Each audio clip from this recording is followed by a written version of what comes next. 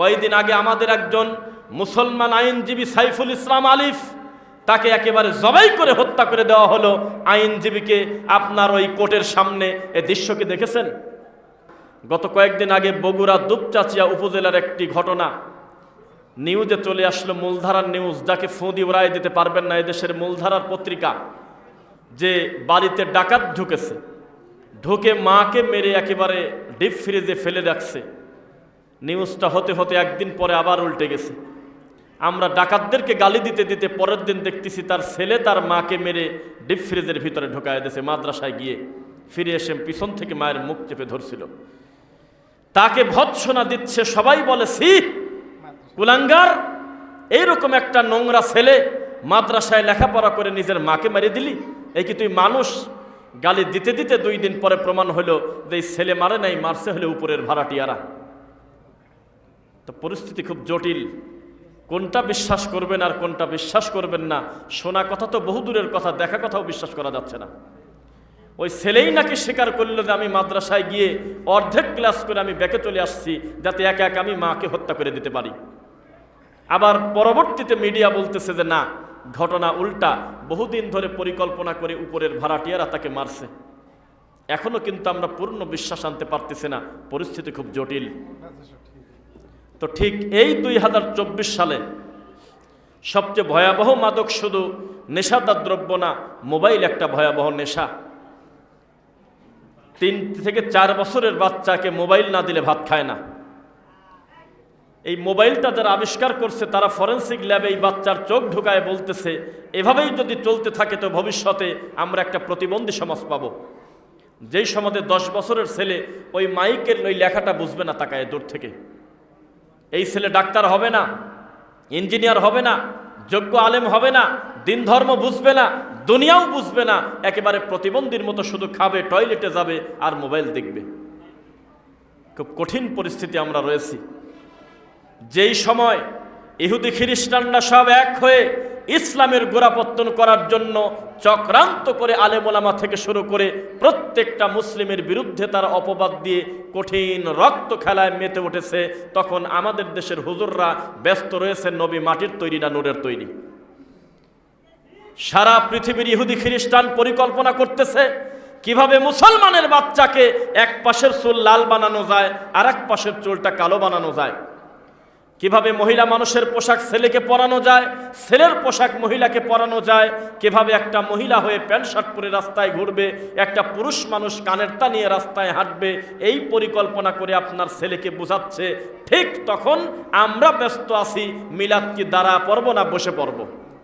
তো উপস্থিত আপনারা যারা আছেন, আমার আজকের বক্তব্যের বিষয় আমি সিলেক্ট করেছি বিদাতের আপডেট ডেলিভারি। ইনশাআল্লাহ এই বিষয়ে আমি কিছু বক্তব্য দেব, তবে আপনাদের একাগ্রতা কতটুকু আছে আমি একটু জিজ্ঞাসা করি। লিল্লাহি তাকবীর। এই লোকটাকে বলা হলো যে আপনার ধানের অবস্থা কি, বলে যে মাথায় বাড়ি গতবারের থেকে 30 মণ কম হয়েছে, নাউযুবিল্লাহি মিন যালিক। অথচ সে বোঝে না শুধু 30 মণও না হতে পারতো, ফয়সালা হলো উপরে। প্রতি বছর নতুন নতুন মেশিন আনে, এই যে আপনার গায়ের জামা কাপড় তৈরি করে, লুঙ্গি তৈরি করে, শাড়ি তৈরি করে, গামছা তৈরি করে। তাকে জিজ্ঞাসা করবেন যে আপনি কেমন আছেন, সহজে তার মুখ দিয়ে আলহামদুলিল্লাহ আসে না, বলে যে করিয়ে খাওয়া লাগে তাই করতেছি, ব্যবসার কোনো জাত নাই, ব্যবসায় কোনো লাভ নাই, বলে কিনা? মানুষ হলো অকৃতজ্ঞ, মানুষ সহজে আল্লাহ শুকরিয়া আদায় করে না।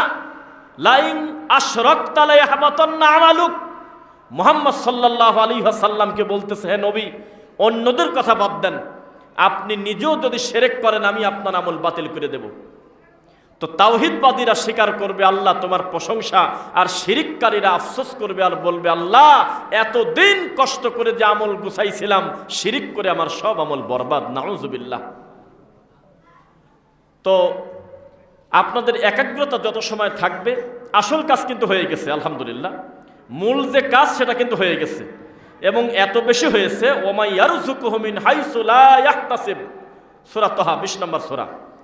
আল্লাহ বলতেছে আমি এত বেশি তোমাকে দেব, তুমি খুশি হয়ে যাবে। আমার ধারণা যে পরিমাণ কালেকশন হয়েছে, আপনারা গ্রামবাসী সবাই আল্লাহর প্রতি সন্তুষ্ট আলহামদুলিল্লাহ। এখানে আলাদা করে আপনাকে ঘন্টার পর ঘন্টা বসায় রাখতে হবে সেটা জরুরি না, তবে আশা করতেছি আপনি যদি ধৈর্য ধারণ করে বসে থাকেন আমাদের বক্তব্যে কোনো ত্রুটি পাবেন না। এক সিরিয়ালে টনটনা প্রায় 1 ঘন্টা বক্তব্য দেবো আমরা ইনশাআল্লাহ। এই ইসলামের জন্য, দিনের জন্য কষ্ট করেছেন আম্মার বিন ইয়াসির, পরিবার সহ তাদেরকে নির্যাতন করা হচ্ছে। রাস্তা দিয়ে মুহাম্মদ সাল্লাল্লাহু আলাইহি ওয়াসাল্লাম একদিন যেতে দেখে ফেলেছেন, দেখে বললেন, আম্মার রে, গোটা পরিবার সহ সকলেই রবের প্রশংসা করো, ধৈর্য ধারণ করো, আমি দেখতে পারছি তোমরা হলো জান্নাতের মেহমান। কি কষ্ট করেছেন আম্মার। তার মা হলো ইসলামের প্রথম শহীদ মহিলা, তার নামটা কি বলেন একটু? সুমাইয়া রাদিয়াল্লাহু আনহা। তার লজ্জা স্থানে আবু জেহেল তীর ঢুকে তাকে জায়গায় ডেথ করে দিয়েছে, জীবনটা শেষ করে দিয়েছে। আম্মারকে গরম উত্তপ্ত বালির ভিতরে একবার নেয়, একবার চাপা দেয়, একবার দৌড়ানি দেয়, পিটাতে পিটাতে বলে, তুমি শুধু মুখ দিয়ে মুহাম্মাদকে একটু গালিগালাজ করে দাও, তখন আমি তোমাকে ছেড়ে দেব। তুমি যদি মুহাম্মাদকে গালি দিতে পারো তোমাকে শাস্তি দেব না, এই মুহূর্তে তোমাকে আমি ছেড়ে দেব। বলেন তো সে কি গালি দিয়েছিল? ভুল কথা বললেন, গালি দিছিল। আশ্চর্য লাগলে কিছু করার নাই, এটাই সত্য কথা। সূরা নামল, তিনি গালি দিয়েছিলেন। তিনি গালি দেওয়ার পরে কোরআন মাজিদের আয়াত নাজিল হয়ে গেছে রাসূলের কাছে, মান কাফারা বিল্লাহি মিন বা'দি ঈমানি ইল্লা মান উকরিহা ওয়া কলবুহু মুতমাইন্নুম বিল ঈমান। হে নবী, এটা ওর মনের কথা না, ও পরিস্থিতিতে পড়ে গালিগালাজ করেছে, কিন্তু অন্তর থেকে জানে আপনি হলো দুনিয়ার সবচেয়ে ভালো মানুষ। পরিস্থিতিতে পড়ে যদি কেউ গালিগালাজ করে, যদি অবস্থা খারাপ হয়, তার বিচার হবে না, মানুষের অন্তর আল্লাহ বিচার করবে। আজও পর্যন্ত মুসলমানের দাড়ি ধরে টানতেছে, পাশের রাষ্ট্রের কিছু ভিডিও দেখি, বলতেছে বল জয় শ্রীরাম, বলে নাই? এই দাড়ি ধরে টানতেছে আর বলতেছে বলো হলো শ্রীরাম। তখন লোকটা বাধ্য হয়ে, আশেপাশে হলে বড় বড় চাকু, অস্ত্র, যে কোনো সময় তাকে পিটায় মেরে দিতে পারে। যারা গরুর মাংস খাওয়ার কারণে, গরু না সরাসরি, গরুর মাংস শুধুমাত্র পাতিলে পাওয়ার কারণে মুসলমানকে ধরে কুচুকাটা করতে পারে, সেই লোকটা জয় শ্রীরাম না বললে মারতে পারে না। তখন লোকটা বাধ্য হয়ে বলতেছে জয় শ্রীরাম, জয় শ্রীরাম। কিন্তু আমরা দেখেছি ভিতর থেকে বলতেছে আহাদ আহাদ রব্বুল আলামিনের নাম নিচ্ছে, ঠিক কিনা বলেন? এটা তার মনের কথা না। আজও পর্যন্ত মুসলমানকে মাজলুম করে জালেমরা নির্যাতন করতেছে কিনা বলেন? অবস্থা খুব কঠিন। কয়েকদিন আগে আমাদের একজন মুসলমান আইনজীবী সাইফুল ইসলাম আলিফ, তাকে একেবারে জবাই করে হত্যা করে দেওয়া হলো। আইনজীবীকে আপনার ওই কোর্টের সামনে, এই দৃশ্যকে দেখেছেন? কি বুঝতেছেন আপনি বলেন? মুসলমানের রক্তের কোনো দাম নাই। আল কুফফারু মিল্লাতুন ওয়াহিদা, সারা পৃথিবীর অমুসলিম হলো মুসলমানদের বিরুদ্ধে এক। হিন্দুর ধর্ম আলাদা, খ্রিস্টানের ধর্ম আলাদা, ইহুদিদের ধর্ম আলাদা। আল্লাহর কসম, ইসলাম ধর্ম আর খ্রিস্টান ধর্মের পার্থক্য যেমন হিন্দু ধর্মের আর বৌদ্ধ ধর্মের পার্থক্য তার চেয়ে বেশি। এক ধর্মের সাথে আর এক ধর্মের মিল নাই। এক ধর্ম বলতেছে যেটা নড়াচড়া করে সেটা হলো আমাদের ভগবান, বলতে বলতে গরুর সোনা পর্যন্ত খায়। ঠাকুর বলতেছে বাচ্চা হয় না, বাচ্চা হয় না তাতে অসুবিধা কি, একেবারে দেশি গাভীর গোবর খাও। গোবর খাওয়া দেখছেন? কথাই বলে না। গোবর খাওয়া কি দেখছেন আপনারা? গরুর চুনা খাচ্ছে, তাও লাইভ খাচ্ছে, বোতলে ভরে না, ডাইরেক্ট খাদ্যে ধরে খাচ্ছে। মাটির পুতুলের পূজা করে তো করে, তারা বানরকে ভগবান মনে করে, বানরকে। আর খ্রিস্টানরা বলতেছে না, এই পৃথিবীতে কেউ ঈশ্বর নাই তিনজন ছাড়া, এক আল্লাহ, আর আল্লাহর ওরসে একটা ছেলে ছিল, তার নাম ছিল ঈসা, আর আল্লাহর একটা বউ ছিল, তার নাম হলো মরিয়ম। আপনি চিন্তা করেন, ওদের হলো ৩৩ কোটি দেবতা আর ওদের হলো মাত্র ৩ জন। এত পার্থক্য তাদের। ইহুদিদের সাথে খ্রিস্টানদের বহু পার্থক্য। তারপরেও মুসলমানদের বিরুদ্ধে যখন কথা ওঠে তখন রাতারাতি সব মুসলিম এক হয়ে যায়। মুসলমানদের ধ্বংস করার জন্য, মুসলমান নারীদেরকে বেপর্দা করার জন্য তাদের দল ভিন্ন হতে পারে, কাফেররা সব এক। ঠিক তেমনি দুঃখের সাথে বলতে হচ্ছে, এই পৃথিবীর সমস্ত বিদাতিরাও আবার এক আহলে হাদিসের বিরুদ্ধে। তাদের পীর আলাদা, খানকা আলাদা, মাদ্রাসা আলাদা, কবরস্থান আলাদা, জর্দা খায় ভিন্ন ভিন্ন, তাবিজ দেয় ভিন্ন ভিন্ন, দরবার ভিন্ন ভিন্ন, বিভিন্ন ঠাকুরের পূজা করে মুসলমান হয়েও, কিন্তু আহলে হাদিসদের মসজিদ ভাঙার সময় সব বেদাতি এক হয়ে যায়। এই তো কয়েকদিন আগে এনায়েতুল্লাহ আব্বাসী একজন বাদ্যযন্ত্র বাজায় আটরশি, আপনার মাইজভান্ডারি, এই মাইজভান্ডারিদেরকে কাফের ঘোষণা করলো। মাইজভান্ডারি আবার দেওয়ানবাগিকে বলতেছে, দেওয়ানবাগি আবার সরমনাইকে বলতেছে, এক পীর আর এক পীরকে কাফের পর্যন্ত বলে, কিন্তু আহলে হাদিসদের বিরুদ্ধে সব বেদাতি এক। প্রথম কথা বলেছি, সমস্ত কাফেররা মুসলমানদের বিরুদ্ধে এক। হানাফিকে, মালিকি, শেখ শাফিকে, হাম্বলিকে দেখার টাইম নাই, মুখে দাড়ি আর মাথায় টুপি আর সালাত আদায় করে, এটা দেখলেই তাদের অ্যালার্জি আছে কিনা বলেন? ঠিক তেমনি আহলুল হাদিসদের বিরুদ্ধে সমস্ত বেদাতি এক। কয়েকদিন আগে এক পীর আর এক পীরকে কাফের পর্যন্ত বলল, কিন্তু আহলে হাদিস মসজিদের জন্য তারা সব বেদাতি এক হয়ে এই মসজিদে হামলা করে মসজিদে ভেঙে দিয়েছে। কোথায় ঘুমিয়ে আছেন, কোথায় থাকেন? এটা 2024 সাল। মানুষের ধৈর্য, মানুষের জ্ঞান বুদ্ধি কিভাবে শয়তান পেশাব করে তাদের চোখে একেবারে পর্দা ফেলায় দিয়েছে। আজকের এই দিনে লক্ষ্মীপুরের একটা ছেলে আল্লাহর ঘরে গিয়ে জোরে আমিন বলছিল জন্য তার বুকের হাড় ভেঙে দিয়েছে। ব্রাহ্মণবাড়িয়াতে রানিং আল্লাহর ঘরটা তালা দিয়ে দিয়েছে, নামাজ পড়তে দেবে না। তারা প্রশাসনের কাছে গিয়ে বলে আহলে হাদিসরা নাকি খ্রিস্টান ইহুদির দালাল। আমাদের আলোচকরা বক্তব্য দিতে যায়, স্টেজে পর্যন্ত উঠতে দেয় না, দূর থেকে তাদেরকে বের করে দেওয়া হচ্ছে। অপরাধ তারা হলো আহলে হাদিস, তাদেরকে মুসলমান মনে করে না এই বিদাতিরা। কিভাবে আল্লাহর সাহায্য পাবেন? খালিদ বিন ওয়ালিদ বলেছিল, সংখ্যা দিয়ে কি করব? লা তাহিনু ওয়ালা তাহজানু ওয়া আনতুমুল আ'লাউনা ইন কুনতুম মুমিনিন। আল্লাহ এখানে সংখ্যার কথা বলে নাই। তুমি যদি মুমিন হও, তুমি যদি বিশ্বাসী হও, বিজয়ের মালা তোমারই দেব, তোমার কোনো ভয় নাই, চিন্তা নাই। আর মুসলমান 250 কোটি মুসলমান আমরা মুনাজাত করি, আল্লাহ আমাদের ফিলিস্তিনের মাজলুম ভাই বোনদেরকে তুমি রক্ষা করো। নির্বিচারে ওই ইহুদি খ্রিস্টানরা আমার কলিজার টুকরা মুসলিম ভাই বোনদের হত্যা করতেছে, হাসপাতালে পর্যন্ত বোমামারি উড়িয়ে দিচ্ছে, ঠিক কিনা বলেন? আমরা 250 কোটি লোক মুনাজাত করি, মুনাজাত উপরে যাওয়া তো দূরের কথা, এদের বিল্ডিং এর ছাদও পার হচ্ছে না। কারণ এই মুসলমান হাকিমপুর জর্দা দিয়ে পান খায়, এই মুসলমান গলার সাথে তাবিজ নেয়, এই মুসলমান সন্তানের জন্য শাহজালালের মাজারে পড়ে থাকে, এই মুসলমান এত সুন্দর একটা ডিমান্ডেবল জায়গা পূর্বাচল, কত সুন্দর একটা মানের জায়গা, কত সুন্দর একটা পরিকল্পিত শহর, এই জায়গায় একটা নোংরা শয়তানি রাখরা নাম দিয়েছে ল্যাংটার মাজার। এটা মুখে আনতেও লজ্জা করে।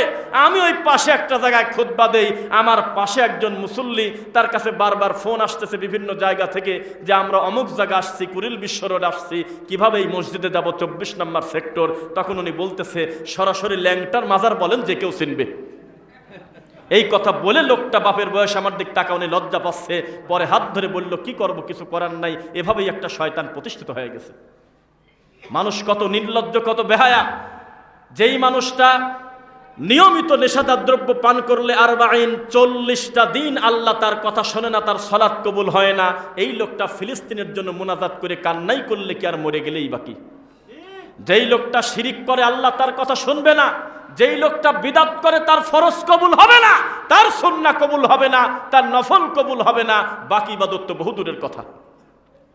যেই মুসলমান মানুষের সম্পদ ধ্বংস করে, যেই মুসলমান ইহুদি খ্রিস্টানের মতো চুল কাটে, যেই মুসলমান সারাটা দিন টাকনুর নিচে কাপড় পরে, যেই মুসলমান জর্দা দিয়ে পান খায়, যেই মুসলমান ইহুদি খ্রিস্টানের নীতিতে বিশ্বাসী, যেই মুসলমানের ছেলের বয়স মাত্র 14 বছর, রাত 3টা পর্যন্ত কানে হেডফোন নিয়ে বাদ্যযন্ত্র গান শোনে, এই ছেলে মুনাজাত করলে মুনাজাত আর কত দূর যায়? সেই মুসলমান কবে হবে? যেই মুসলমান বলেছিলেন ইয়া মুসা ইন্না লা মুদরাকুন, হে মুসা সংখ্যায় আমরা কম, 3 দিকে ফেরাউনের দল, একদিকে খালি, সেই দিকে মুসার দল, আর সামনে হয়েছে পানি। কোথায় যাব আমরা? পালানোর পথ নাই। 3 দিকে শত্রু, সামনে হলো নদী, সামনে হলো সমুদ্র, যাব কোন জায়গায়? তখন মুসা আলাইহিস সালামের কাছে আল্লাহর কসম ওই মুহূর্তে ওহী আসে নাই। তিনি একেবারে ইমানের পাওয়ারে আল্লাহর প্রতি কনফিডেন্স হয়ে তিনি বলেছিলেন, খবরদার কাল্লা রব্বি সায়াহদিন, এ কথা বলো না যে আল্লাহ আমাদের পাকড়াও করবে, তোমরা বরং এই ধারণা করে রাখো এই কঠিন পরিস্থিতিতে আল্লাহ আমাদেরকে বিপদে ফেলবে না, অবশ্যই আল্লাহ আমাদেরকে রাস্তা বের করবে ইনশাআল্লাহ। এই কথা বলার পর আল্লাহ সুবহানাহু ওয়া তাআলা একই সমুদ্রের মাঝখান দিয়ে ফেরাউনকে চুবায় মারলেন, আবার একই নদীর উপর দিয়ে আল্লাহ মুসা নবীকে পার করে দিলেন। পরিস্থিতি খুব জটিল, সংখ্যার বিবেচনা সত্যের মাপকাঠি নয়। প্রকৃত আহলুল হাদিস হতে হবে, প্রকৃত কুরআন সুন্নাহর অনুসারী হতে হবে, প্রকৃত মুহাম্মদ সাল্লাল্লাহু আলাইহি ওয়াসাল্লামের উম্মত হতে হবে। সংখ্যায় একজনও যদি হয়, এই একজন যদি জালেমের জন্য দোয়া করে, বদদোয়া করে, ইনশাআল্লাহ জালেমের চেয়ার কেঁপে যাবে ইনশাআল্লাহ। কিন্তু হাজার হাজার লোক যদি বিদআত করে, শিরক করে, পাপ করে, তখন আল্লাহকে খুশি করা যাবে না। বেদাতি হুজুররা বক্তব্য দিচ্ছে, আমার চিন্তাধারা, আমি শুধু দুঃখে মরি, আল্লাহ মাঝে মধ্যে স্মরণ করায় দিচ্ছি। আমাদের আফসোস, আহলে হাদিসের গ্রামের লোক পর্যন্ত এই জুকারদেরকে দাওয়াত দেয়। টুপি তাদের আমার থেকে প্রায় 3 গুণ উঁচু, লম্বা টুপি, নামের আগে আছে আল্লামা। এই সমস্ত মানুষ জালসার মঞ্চে আসে, যাকে আগে দিতে হয় 50,000, পরে দিতে হয় 30,000। এই লোকটা এই যে আশুলিয়ার বক্তব্যে সে বলতেছে, তার সামনে প্রায় যতগুলো মাইক্রোফোন, আমি নিশ্চিত দায়িত্ব নিয়ে বলতেছি, এতগুলো মানুষ কিন্তু আপনারা আমার সামনে বসেন নাই। শুধু মাইক্রোফোন তার এত বেশি, মানুষের কথা আপনি বাড়িতে গিয়ে হিসাব করেন।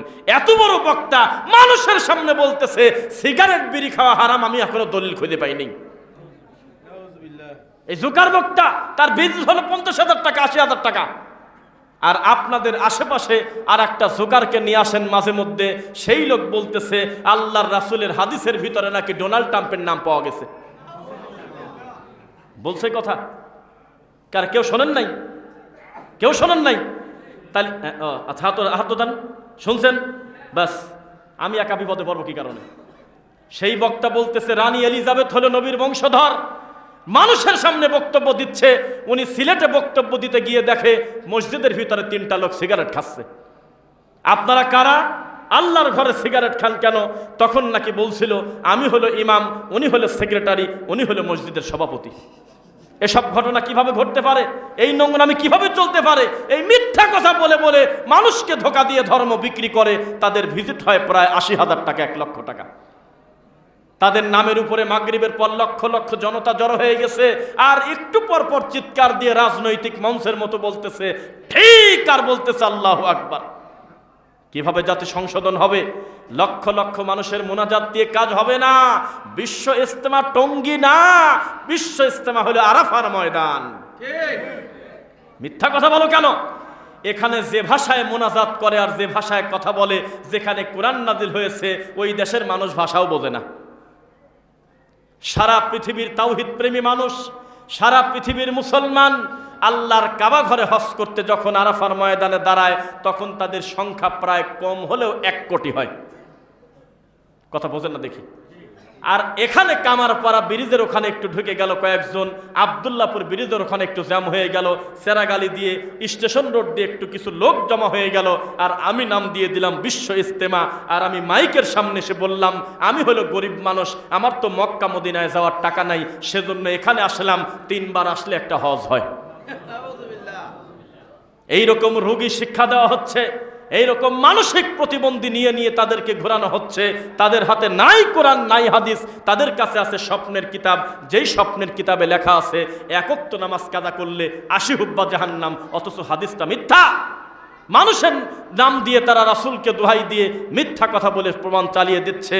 যেই বইয়ের ভিতরে লেখা টঙ্গী এই তুরাগ নদীর এই হাজারি টয়লেটে যদি কেউ সালাত আদায় করে, এই লোকটার নাকি 2,88,00,000 ওয়াক্ত না কত ওয়াক্তের কথা বলেছে। আর আল্লাহর কাবা ঘরে 1 রাকাত পড়লে 1 লক্ষ রাকাত। পৃথিবীতে 3টা মসজিদ আছে, 1 বাইতুল্লাহ, 2 মসজিদে নববী, 3 বাইতুল মুকাদ্দাস। এই 3টা মসজিদের সম্মানের ভিতরে সবচেয়ে বেশি সম্মান হলো আল্লাহর কাবা ঘর। একটা সেজদা সমান 1 লক্ষ সেজদার নেকি। আর এই টঙ্গীর মাঠে পড়লে নাকি নেকি হয় কয় কোটি? 70 লক্ষ। বইতে লিখে রাখছে, কোনোদিন সংশোধন করল না।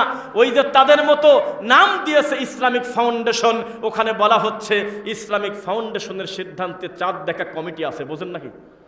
চাঁদ দেখা কমিটি আছে আমাদের দেশে। কি করে বাকি দিন বসে তা আমরা জানি না, 363 দিন তাদের কাজ কি আমরা জানি না। বসে আছে যে মক্কা মদিনায় চাঁদ উঠলে বোঝা গেল কাল আমাদের ঈদ। চাঁদ দেখা কমিটির কি কাজ আমরা জানি না, ইসলামিক ফাউন্ডেশনের মাওলানার কি কাজ আমরা জানি না। ইসলামিক ফাউন্ডেশনের মাওলানা তো হুজুর মানুষ দূরের কথা, তাকে মানুষই মনে করি না, কারণ এতদিন পর্যন্ত তারা রমজান মাসের ক্যালেন্ডারে নামাইতুন আসুমা গদা গাধা এই লেখাটা এখনো বন্ধ করে নেই। কয়দিন পরে রমজান মাস আসবে, দেখবেন আল্লাহর ঘরে মসজিদে মসজিদে তারা মানুষের তৈরি করা মিথ্যা নামাইতু লেখা থাকবে কিনা বলেন? লেখা থাকবে 6:40 অথবা 5:50 সূর্য অস্ত যাবে, আর সতর্কতার জন্য 4 মিনিট যুক্ত করা হলো, এই নোংরা কথা লেখা থাকে কিনা বলেন?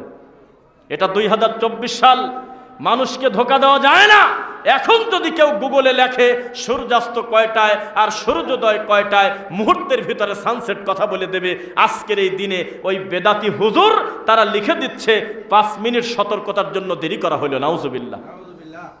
আর আমরা যখন সময় মতো ইফতার করি, আমাদের সামনে মাঠে ময়দানে গিয়ে আমাদেরকে ব্যঙ্গ করে আর বলে আহলে হাদিসরা 4 মিনিট আগে ইফতার করে। ও জাহেল ও নাদান ও ভণ্ড, আমরা আগে ইফতার করি না, আমরা করি সময় মতো ইফতার, তোমরা করো দেরি করে ইফতার। নবী বলেছেন ততদিন আমার উম্মত কল্যাণের উপর থাকবে যতদিন তারা দ্রুত ইফতার করবে। আমরা রাসূলের সুন্নাহ পালন করি, সময় হওয়ার সাথে সাথে আর 1 মিনিট টাইম নেই না। আজান কোথায় পড়লো, কে কোন জায়গায় আজান দিল না দিল সময় নাই, টাইম হওয়ার সাথে সাথে আমরা খেজুর বা পানি মুখে দিই। বোঝা কি যাচ্ছে? আমি এভাবে সিরিয়ালে যদি বলতে থাকি আপনাকে বোঝাই, যেভাবে জাতিসংঘে বসে আছে জাতে বেদাতে সংঘ, মুসলমানকে কচু কাটা করে, একটা বার মুখ খোলে না, আর অমুসলিমদের কুত্তা মরে গেলে রাস্তায় নামে তারা। কথা বোঝে না। মুসলমানদেরকে কচু কাটা করে রোহিঙ্গা মুসলিমদের চোখের সামনে দেখলাম, ছোট ছোট বাচ্চার নারী ভুড়ি বের করে ওই তাজা রক্ত খাচ্ছে, আর তাদেরকে রান্না করে তাদের মাংস ডেগে রান্না করে খাচ্ছে। দেখেন নাই না বিড়ি খাচ্ছিলেন? এই দৃশ্য দেখছেন তাকায়? সহ্য করা যায় এগুলো? জীবন্ত মানুষ হেঁটে যাচ্ছে, দৌড়ে গিয়ে একটা কোপ দিয়ে তার মাথা আলাদা করে তার চামড়া ছিলে খাচ্ছে রক্ত। এই লোক সেই দৃশ্য দেখে জাতিসংঘ বলতেছে এখনো পর্যন্ত ভালো করে প্রমাণ পাওয়া যায় নাই যে কেউ মরে গেছে।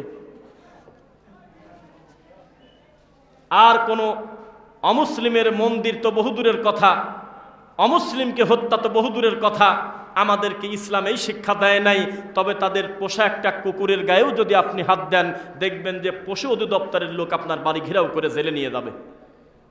সারা দেশে দেশে মিছিল হবে যে এত বড় খারাপ, তারা নিরীহ পশু মারে, কিন্তু মানুষের রক্তের কোনো দাম জাতিসংঘের কাছে নেই। মনে রাখবেন, সারা বাংলাদেশের হানাফি, মালিকি, শাফি, হাম্বলি, তবলিগ, জামাত, আহলে হাদিস যা আছে সারা পৃথিবীতে যত বাংলা ভাষাভাষী মানুষ আমরা যে যেখানে ছড়িয়ে আছে, আমাদের সবার একটা প্রাণের দাবি ইসলামিক ফাউন্ডেশন। কি বলেন? কথা তো বলে না।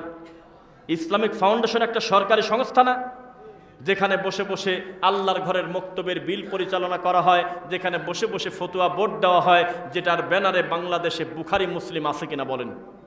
আছে নাকি হাদিসের কিতাব?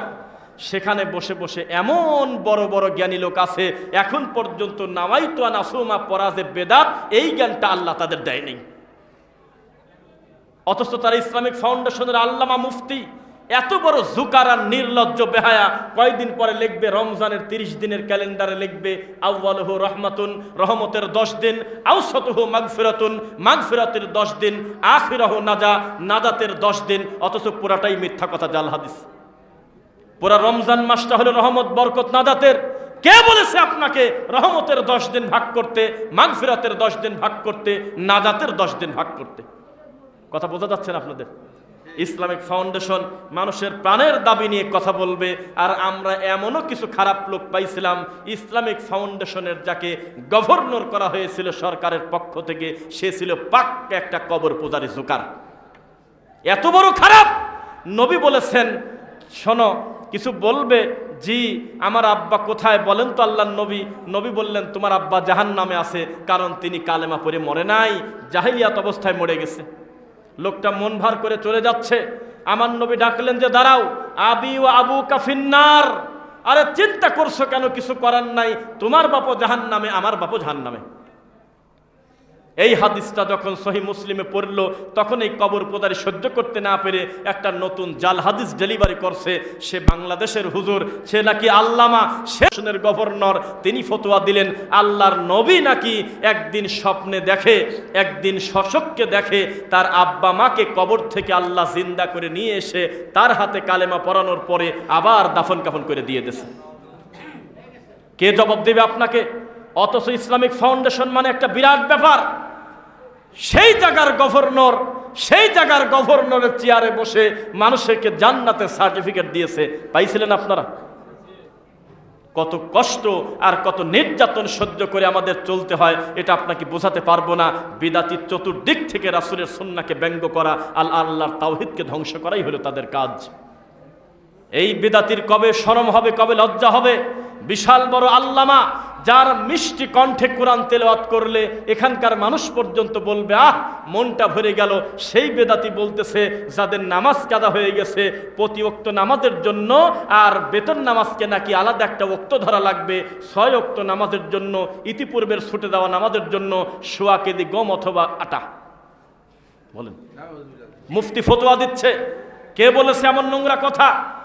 নবী সাল্লাল্লাহু আলাইহি ওয়াসাল্লাম বলেছেন, কেউ যদি অতীতের পাপের জন্য ক্ষমা চায়, এই পাপার জীবনে না করে, পাপের জন্য যদি পর্যাপ্ত কান্নাকাটি করে অনুশোচনা করে, তাহলে আল্লাহ তার পাপ শুধু ক্ষমা করে না, ইউবাদদিলুল্লাহু সাইয়্যাতিহিম হাসানাত, আল্লাহ তার অতীতের সমস্ত পাপকে নেকি দিয়ে পরিবর্তন করে দেয়।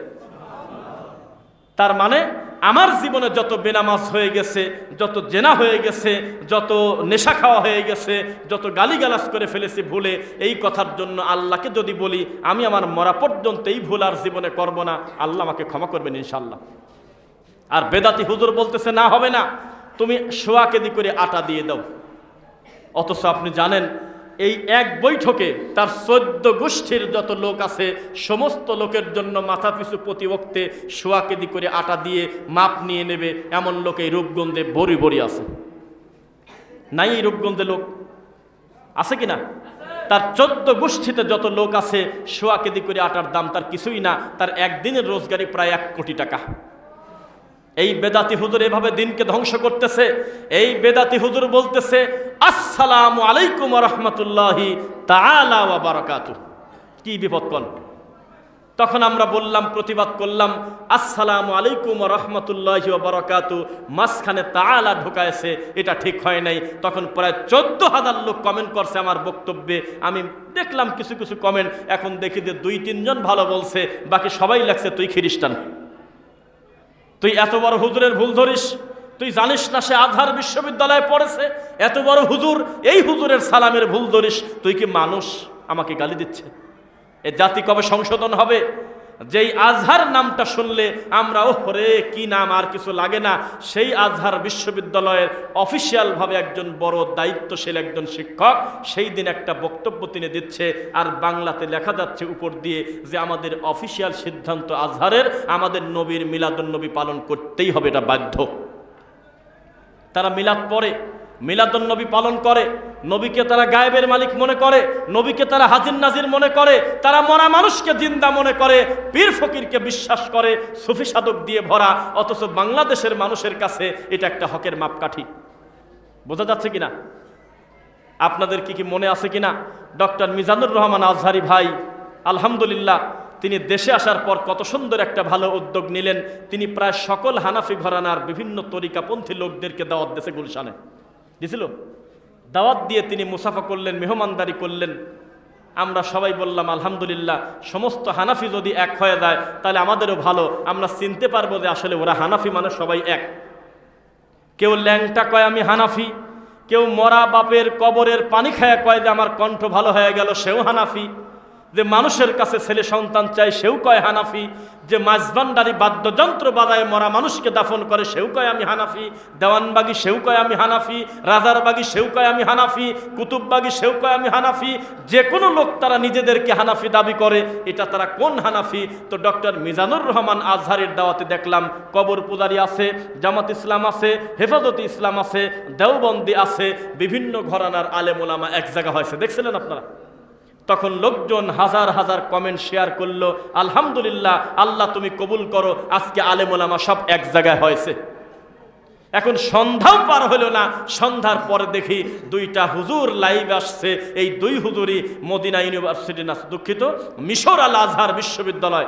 তার মানে যেখান থেকে মিজানুর রহমান আজহারি ভাই পড়াশোনা করেছে ওখান থেকে তারাও পড়াশোনা করেছে, তারাও বিদ্যা অর্জন করেছে, তারাও ডক্টর, সেও ডক্টর, তারাও আজহারি, উনিও আজহারি। এই দুইজন লাইভ এসে বলতেছে আশহাদু আল্লা ইলাহা ইল্লাল্লাহ ওয়াহদাহু লা শারীকা লা ওয়া আশহাদু আন্না মুহাম্মাদান আবদুহু ওয়া রাসূলুহু। আমরা বললাম কি হলো? বলতেছে আজহারের দাওয়াতে গিয়ে আমাদের ঈমান চলে গেছে, নতুন করে তারা কালেমা পড়ে মুসলমান হয়েছে। দেখছেন আপনারা? কেউ দেখেন নাই? কে দেখছে?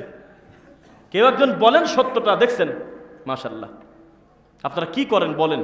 শুধু এই উড়ন্ত কথা দিয়ে আর শুধু বাপদাদা থেকে পেয়ে গেছি এটা দিয়ে কি সালাফিয়াত ঠিক থাকবে? কষ্ট করতে হবে। এই কনকনে শীতের ভিতরে লোকটা কোটিপতি ডক্টর, প্রতিদিন তার প্রায় 20,000 টাকা ইনকাম। রোগী দেখলে সেই লোকটা সব কিছু ফেলায় দিয়ে ফাদায়েল আমল বইখান হাতে করে 40 দিনের চিল্লায় মারা গেছে। কনকনে শীতের ভিতরে ঠান্ডা ওই ফ্লোরে শুয়ে থাকে মসজিদে মসজিদে, 3 দিন পর পর আর একটা মসজিদ পরিবর্তন করে। কাদের ইশারা করলে 3টা কাদের লোক আছে, সেই লোকটা নিজে রান্না করে তবলিকে গিয়ে খায়। এত কষ্ট করে, তখনও কিন্তু তার হাতে কোরআন নাই। আর আপনি নিজেকে আহলে হাদিস দাবি করতেছেন, কষ্ট করতেছেন না, পরিশ্রম করবেন না, আর এক ভাইয়ের কাছে দাওয়াত পৌঁছাবেন না, ফু দিয়েই কি ঠিক থাকবে সব কিছু? রাগ করতেছেন মনে হয়? রাগ করলেন? কিন্তু প্রচুর পরিমাণে ঘুম আপনাদের চোখে, তা আমরা বুঝতে পারতেছি। আল্লাহর ঘরে এসে আমরা আল্লাহর রাসূলের খেলাপ করতেছি। আজকে রাসূল সাল্লাল্লাহু আলাইহি ওয়াসাল্লাম মসজিদে ট্রেনিং দিতেন, স্ত্রীদের সাথে গুরুত্বপূর্ণ কথা ছাড়া এশার সালাতের পরে তোমরা কোনো কথা না বলে ডাইরেক্ট ঘুমিয়ে যাও। আলেম ওলামার মুখের দিক টাকা দেখেন, জায়েদ সাহেব আছে, ও জিজ্ঞাসা করেন যে এরকম হাদিস আল্লাহর নবীর আছে কিনা যে আমার নবী সাল্লাল্লাহু আলাইহি ওয়াসাল্লাম এশার সালাতের পরে 3 ঘন্টা বক্তব্য দিয়েছে। নাই, কিন্তু আমরা বুঝি না, সিস্টেম পরিবর্তন হয়ে গেছে, চলতেছে এরকম। সেটাও যদি একটা সীমারেখার ভিতরে থাকে তাও তো হয়। আমাদের হুজুরদের আখেরি মোনাজাত হয় রাত 2টার সময়। তো মানুষ যদি নিয়ত করে আমি জীবনে আর বেনামাজি হব না, তো ফজরই তো তোর কাজা যাবে। প্রথম শুরুই তো করলি মিথ্যা দিয়ে। জোহর থেকে ধরতে হবে, ফজরের আগে যদি মরে যায় তাহলে তার মরণ হবে ঘুমের ভিতরে, এখনো সে চেতন পায় নাই। ঘুম থেকে ওঠে যেদিন জালসা হয় ওদিন হলো সকাল 10টায়। কথা বোঝা যাচ্ছে? এই হলো আমাদের চিত্র। তা আমরা আল্লাহর ঘরে এসে কিছু আমাদের শেখার দরকার আছে কিনা বলেন? আমাদের সভাপতি সাহেব, সভাপতি সাহেব মাওলানা, তিনি বক্তব্য দিলেন, একটা কথা আমার খুব ভালো লাগছে। টাকা পয়সা আল্লাহ সুবহানাহু ওয়া তাআলা যা দিয়েছেন আলহামদুলিল্লাহ, এই টাকা দিয়ে মসজিদ হয়তো আমরা সুন্দর চকচকা করে দিতে পারবো, কিন্তু মুসল্লি যদি মসজিদে না আসে তো সবই তো লস। 3 তলা মসজিদ, জিজ্ঞাসা করা হচ্ছে যে মসজিদে কি মুসল্লি হয়? বলে যে মুসল্লি হয় মানে বাইরে শর্ট দেওয়া লাগে, এত মুসল্লি। আলহামদুলিল্লাহ বলতে বলতে বলছে ফজরের নামাজের সময় একামত দেওয়ার লোক পাওয়া যায় না। মুয়াজ্জিন যদি ছুটিতে দেয় একামত দেওয়ার লোক খুঁজে পাওয়া যায় না, ইমাম একাই নামাজ পড়ে। তাহলে এই মসজিদের সফলতা আছে? মসজিদের সবচেয়ে বড় সৌন্দর্য, আল্লাহর ঘরটা গুমগুম করবে, পরিবেশ ভরে থাকবে আল্লাহর বান্দাদেরকে দিয়ে। কিন্তু উল্টানা পরিস্থিতি, আমরা প্রতিযোগিতা লাগিয়েছি, কিন্তু অবশ্যই আল্লাহর ঘর সুন্দর করব, সবচেয়ে বেশি সুন্দর করব সালাত করার মাধ্যমে, সবচেয়ে বেশি সুন্দর করব আল্লাহকে রুকু করার মাধ্যমে, সবচেয়ে বেশি সুন্দর করব আল্লাহকে সেজদা দেওয়ার মাধ্যমে। কিন্তু আমাদের পুরোটাই উল্টা। আল্লাহ আমাদেরকে বুঝদিন, আল্লাহুম্মা আমিন। এবার আসেন, রাসূল সাল্লাল্লাহু আলাইহি ওয়াসাল্লাম বলেছেন, হাদিসের রাবি উসমান রাদিয়াল্লাহু আনহু তিনি বলেছেন, ইজতানিবুল খামর ফা ইন্নাহা উম্মুল খাবাইস। হে উম্মতেরা শোনো, আমার নবী আমাকে বলেছে, আমি উসমান নিজে কানে শুনেছি, নবী সাল্লাল্লাহু আলাইহি ওয়াসাল্লাম বলেছে, নেশাদার দ্রব্য থেকে তোমরা বেঁচে থাকো। ফা ইন্নাহা উম্মুল খাবাইস, কেননা নেশাদার দ্রব্য হলো সকল নোংরা পাপের মা। ফামাল্লাম ইয়াজতানিবাহা ফাকাদ আসাল্লাহা ওয়া রাসূলা। এরপরেও যদি কেউ খায়, এরপরেও যদি কেউ নেশাদার দ্রব্য পান করে, এরপরেও যদি কেউ হাকিমপুর জর্দা খায়, বিড়ি খায়, গুল খায়, সিগারেট খায়, তাদেরকে বলে দিও সে যেন আল্লাহর নাফরমানি করেছে, সে আমার রাসূলের নাফরমানি করেছে। ওয়াস্তাহাক্কাল আযাবা বিমাসিয়াতিল্লাহি ওয়া রাসূলি, তার উপরে আযাব ওয়াজিব হয়ে যায়, অবশ্য করণীয় হয়ে যায় যে আল্লাহ এবং তার রাসূলের নাফরমানি করেছে। বোঝা যাচ্ছে নাকি? সাবধান, নেশাদার দ্রব্য থেকে বেঁচে থাকবেন, সেটা যে পরিমাণ হোক না কেন। মনে থাকবেন ইনশাআল্লাহ। নবী সাল্লাল্লাহু আলাইহি ওয়াসাল্লাম বলেছেন, হাদিসের রাবি আবু হুরায়রা রাদিয়াল্লাহু আনহু, মুদমিনুল খামরি কাআবিদি ওয়াসান, ও পৃথিবীর মানুষ শোনো, নবী আমাকে বলেছে, আমি আবু হুরায়রা নিজে কানে শুনছি যে নিয়মিত নেশাদার দ্রব্য পান করে সে হলো মূর্তি পূজারীর মতো। শুনতেছেন না? একটু আগে গণেশ পূজা করে আসলো, সে যেমন জর্দা দিয়ে পান খায় সেই হুজুর তেমন। শুনতেছেন নাকি? মুদমিনুল খামরি কাআবিদ ওয়াসান, নেশাদার দ্রব্য পানকারীকে নবী বলেছেন, হাদিসের রাবি আবু হুরায়রা, সেই লোকটার দৃষ্টান্ত হলো মূর্তি পূজারীর মতো। নবী সাল্লাল্লাহু আলাইহি ওয়াসাল্লাম বলেছেন, শোনো, কেউ যদি নেশাদার দ্রব্য পান করে, আইয়াসকিয়াহুল্লাহু ফিদ দুনিয়া, দুনিয়াতে যদি কেউ নেশাদার দ্রব্য পান করে, কথা বলতেছেন কেন আপনারা? নীরবে কথাগুলো শোনা যায় না? এটা সুন্দর হচ্ছে না তো কথা। না মুরব্বী, একটু কথা খেয়াল করে শুনতে হয়। হাসির খোরাক তো আমরা দিচ্ছি না নাকি? এটা হলো বলেন, কেউ যদি নেশাদার দ্রব্য পান করে ফিদ দুনিয়া, দুনিয়াতে, ও মাতা মরে যায়, লাম ইয়াতুব, তওবা করে নাই, লাম ইয়াশরাবাহা ফিল আখিরা, জান্নাতে আখিরাতে এই লোকটার আল্লাহর পক্ষ থেকে মিষ্টি পানি খাওয়ার ভাগ্য হবে না। খবর নিয়ে দেখেন, যে যত বড় বেদাতি হুজুর সে তত হাকিমপুর জর্দাখোর বেশি, যে যত বড় আল্লামা সে তত তাবিদের ব্যবসা করে খায়। কোরআন মাজিদের আয়াত বিকৃতি না করা পর্যন্ত সেই লোকটার আল্লামাগিরি ঠিক রাখে না। এই লোকটা যদি সমাজের বড় হুজুর হয়, জাতির কপালে কি আছে? আমাদের মাহফিলে আসবেন, কমন কথা হোক, বাংলায় হোক, আরবিতে হোক, ইংলিশে হোক, অন্তত বাড়ি দেওয়ার সময় বলবেন, আমি আল্লাহর রাসূলের 5টা হাদিস আমি শিখতে পারলাম। আর বেদাতি মাঠে গেলে খালি হু হু করে খালি কাঁদে, কি দিয়ে বলতেছে তার হিসাব নাই। মিথ্যা কিচ্ছা কাহিনী দিয়ে মানুষকে রাঙায় টাকা নিয়ে চলে যাচ্ছে হেলিকপ্টারে, কিন্তু জাতির কল্যাণ কি হচ্ছে? রাসূল সাল্লাল্লাহু আলাইহি ওয়াসাল্লাম বলেছেন, মা আসফালা মিনাল কাবাইনি মিনাল ইজারি ফাফিন্নার। হে আমার উম্মতেরা শোনো, নিয়মিত যদি কেউ এমনিতেই ইচ্ছা করে হোক, মজা করে ঠাট্টা করে হোক, কেউ যদি টাকনু ঢেকে কাপড় পরে এই কারণে তাকে জাহান্নামে যেতে হবে, সেটা লুঙ্গি হোক, পায়জামা হোক আর প্যান্ট হোক। এখন যদি আমি সবাইকে দাঁড়াতে বলি, অন্তত 20-30% লোকের লুঙ্গিটা এখনো টাকনুর নিচে আছে, এটা কি হালাল না হারাম? আবার কেউ কেউ কি করে, সারা দিন প্যান্টটা টাকনুর নিচেই থাকে, আল্লাহর ঘরে মসজিদে যখন ঢোকে তখন গুছায় ফেলে, আবার সালাম ফেরানোর পর নামায় ফেলে। তার মানে এতক্ষণ ছিল আল্লাহর বান্দা, এখন হলো গণেশের বান্দা। আল্লাহর ঘরে ঢুকে তুমি কোন আল্লাহকে খুশি করতে আসলে? আর নামাজের পরে নামায় দিয়ে হারাম কাজ করে তুমি কাকে সন্তুষ্ট করতে যাচ্ছ? উদখুলু ফিস সিলমি কাফা, পরিপূর্ণভাবে ইসলামে প্রবেশ করতে হবে। মরা পর্যন্ত আল্লাহর রাসূলের নীতির বাইরে আমরা যাব না ইনশাআল্লাহ। লিল্লাহি তাকবীর। বুঝলাম না, আমি ভাবছিলাম যে আমি শেষ করে দেব, আপনাদের কোনো এনার্জি নাই, জোশ নাই, কিন্তু তাকবীর দিলাম, আপনারা খুব জোরে আওয়াজ দিয়ে সন্তুষ্টি চিত্তে বুঝাই দিচ্ছেন আপনারা এখনো জীবিত আছেন, আলহামদুলিল্লাহ। মাঠে ময়দানে যে বক্তব্য আমরা দেই খোলা মাঠে, এটা তো মসজিদ ঘর, বিশ্বাস করেন এই মাইকের আওয়াজ খুব টনটন আওয়াজ হয়, ভিতরে খুব সুন্দর ক্লিয়ার বোঝা যায়। আর এখন আমি আমার কথা নিজেই শুনতে পারতেছি না ভালো করে, কিন্তু বাইরে থেকে অনেক ক্লিয়ার বোঝা যাচ্ছে। জাবের ভাইয়ের বাসায় ছিলাম, শুয়ে পড়ে সব কথা বোঝা গেল, কিন্তু মসজিদের ভিতর ঢুকে কথা আলা গেছে একবারে, চতুর্দিকে বাড়ি খাচ্ছে, কথা বোঝা যাচ্ছে।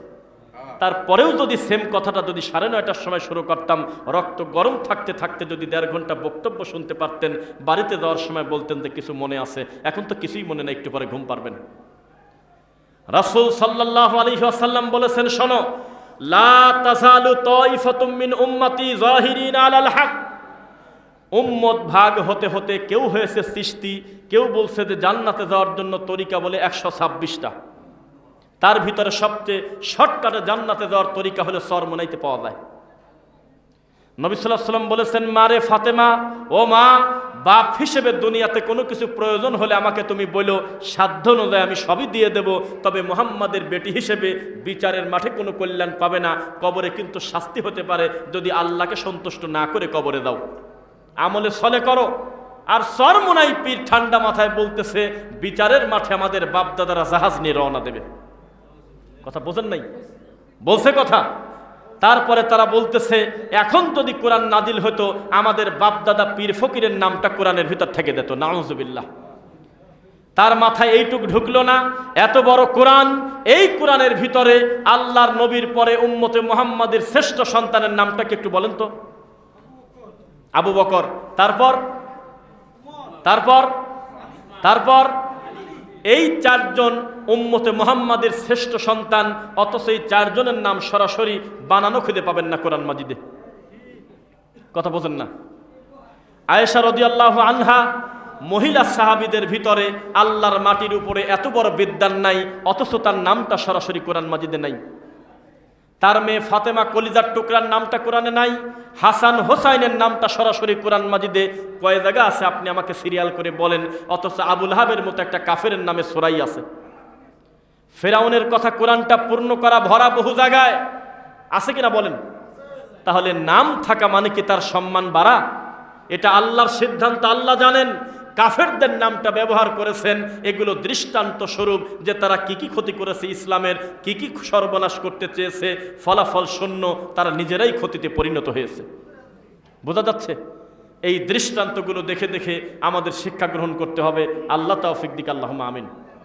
সেই সাথে এটা হলো আল্লাহর ঘর, মসজিদ। ওয়ামান আযলামু মিম্মান মানাআ মাসাজিদাল্লাহ, তার থেকে বড় জালেম আর কে আছে? আন ইউযকারা ফিহা ইসমুহু ওয়া সাআ ফি খরাবিহা, তার থেকে বড় জালেম নাই যে আমি আল্লাহর ঘরের জিকিরকে বাধা দেয়, কর্মকাণ্ডে বাধা দেয়। আছে কিনা? হজ করতে গিয়েছেন কারা কারা? উমরা করতে, হজ করতে একটু হাত তোলেন, দুই একজন। কেউ জান নাই? কি করেন টাকা? বুঝলাম না। উমরা এবং হজে গিয়েছেন কেউ? কয়েকজন, দুই তিনজন গিয়েছেন, পিছনে আমাদের ভাইয়েরা আছে। সেখানে দেখবেন আপনার ডান পাশের লোকটা হাতি বাঁধে নেই, আপনার বাম পাশের লোকটা নাভির নিচে হাত বাঁধিয়ে রয়েছে। তারপরে আপনার সামনের কাতারের একটা লোক দেখবেন যে কোথায় হাত বাঁধছে খুঁজেই পাওয়া যাচ্ছে না। কেউ কাউকে লাঠিপিটা করে না, কেউ কাউকে গালি দেয় না। সালাতের পরে সালাম ফিরা ইমাম সাহেব বলে না যে আমাদের ডিস্টার্ব হচ্ছে, আস্তে আমিন বলেন, বলে কোনো দিন? তাহলে কেন এই হুজুররা বোঝে না? কেন এই বিদাতপন্থী আলেম বোঝে না? যেখানে কোরআন নাজিল হয়েছে, যেখানে ওহী এসেছে, যেখানে মুহাম্মদ সাল্লাল্লাহু আলাইহি ওয়াসাল্লাম দাঁড়িয়ে ইমামতি করেছে, সেখানে স্বাধীনভাবে আল্লাহকে সেজদা দেওয়া যায়। তো বাংলাদেশে বসে আমি আমার রাসূলের পদ্ধতিতে সালাত পড়তে গেলে এত বাধা বেদাতি কিসের জন্য দেয়? যেখানে কোরআন নাজিল হয়েছে, এখনো এই মানুষগুলো যে পরিমাণ ধনী, হাতে গোনা কয়েকজনের টাকা ভাগ করে দিলে প্রায় বাংলাদেশের সবার টাকার সমান হয়ে যাবে। এত বড় বড় স্বর্ণ ব্যবসায়ী ধনী, রাসূলের দেশের মানুষ, এই মানুষগুলো জীবনে তাদের পিতা মারা গেলে কোনো দিন মসজিদের মাইকে বলল না, জীবনে কোনো দিন জানাজায় বলে না যে নামাজের পরে আপনারা দাঁড়াবেন, অথবা এই মাইয়েতের বাড়িতে আগামী পরশুদিন বাদ জোহর মৌতিখানা আছে, ও শকুনের দল খায়া দেয়। বলছে কোনো দিন? কিয়ামত পর্যন্ত বলবে না। কারণ তাদের মাথায় একটা চিন্তা আছে, আমাদের কর্মটা তার সাথে মিলতে হবে যিনি এখানে দাঁড়ায় নামাজ পড়াইছে। আমাদের কর্মটা তার সাথে মিলতে হবে যিনি মদিনাতে শুয়ে আছে, যার উপরে কোরআন নাজিল হয়েছে। এই নবী কত মানুষকে কবরস্থ করেছেন, জীবনে কোনোদিন বলে নাই মাইয়েতের জন্য 3 দিনের খানা করব, তোমরা সবাই দাওয়াত। জিন্দিগিতে এমন ঘটনা ঘটেনি। ঘটছে কি? তাহলে আমাদের দেশের হুজুররা আপনি নিশ্চিত থাকেন অন্যায় করে জেনে বুঝেই করে। তাবিজ লেখা শিরক, এ কথা জেনেও তারা তাবিজ লেখে। মিলাদ পড়া বিদআত, এটা জানার পরেও তারা মিলাদ পড়ে।